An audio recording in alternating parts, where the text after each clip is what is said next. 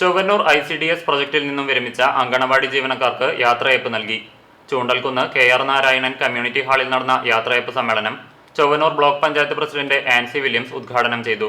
ചൂണ്ടൽ ഗ്രാമപഞ്ചായത്ത് പ്രസിഡന്റ് രേഖാ സുനിൽ അധ്യക്ഷയായി.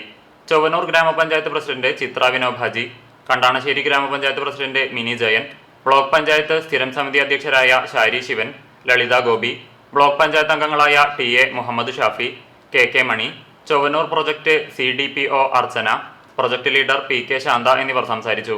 ബ്ലോക്ക് പഞ്ചായത്ത് പരിധിയിലെ അങ്കണവാടി ജീവനക്കാരായ സുമിത്ര, വത്സല, പത്മിനി, ശാന്തകുമാരി, നളിനി, സൗമിനി എന്നിവർക്കാണ് യാത്രയയപ്പ് നൽകിയത്. ICDS സൂപ്പർവൈസർമാരായി പ്രമോഷൻ ലഭിച്ച ഷേർലി, ഷൈൻ ഷിബി എന്നിവരെ ചടങ്ങിൽ അനുമോദിച്ചു.